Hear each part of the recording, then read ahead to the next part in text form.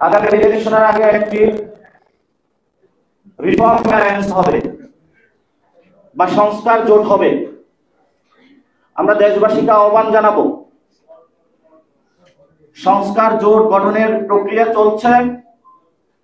পুরো বাংলাদেশ আপনাদের বুকে দাড়িপাল্লার ব্যাচ থাকুক, ধানের ব্যাচ থাকুক, বুথে গিয়ে কিন্তু আপনারা এই যে সংস্কার জোটে ভোটটা দিয়ে আসবেন।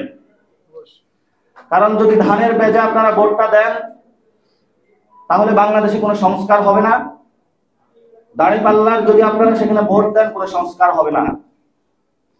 আর আমরা আগামী পার্লামেন্টে কোনো একক নেতৃত্বে পার্লামেন্ট দেখতে চাই না। কারণ সংস্কার প্রক্রিয়াকে বাধা দিয়ে উনি ইতিমধ্যেই দেখিয়ে দিয়েছেন যে আমি সংস্কারের বিরোধী, আমি রাজা, আমি ফেসিস্ট হয়ে ওঠার প্রচেষ্টায় আছি। তাহলে একটা ফেসিস্টকে বিদায় করে কেন আমি আরেকটা ফেসিস্টকে নিয়ে আসবো? এটা তো কোনো যৌক্তিকতা হতে পারে না। শেখ হাসিনা তো ভারতে পালিয়ে গিয়েছিল, তারেক রহমান পালাবেন কই? পালানোর তো জায়গা নাই। কারণ আওয়ামী লীগের একটি বন্ধু রাষ্ট্র ছিল, বিএনপি বলে তাদের নাকি বন্ধু রাষ্ট্র নাই। আসলেই তো সত্য, তাদের বন্ধু রাষ্ট্র নাই। এই জন্য জিয়াউর রহমান আগে বুদ্ধি করে বলেছিলেন, অথবা গানের মধ্যে যেটা আমরা শুনতে পাই, প্রথম বাংলাদেশ আমার শেষ বাংলাদেশ। শেষ যদি বাংলাদেশ করতে হয় তাহলে অবশ্যই আপনাকে রিফর্মের মধ্যে আসতে হবে।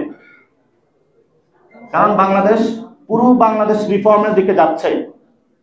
যদি রিফর্মের দিকে আপনারা যেতে না পারেন তাহলে বিআরপি নামক যে দলটা আছে এটাও নিশ্চিহ্ন হওয়ার কথা হাঁটবে ইনশাআল্লাহ।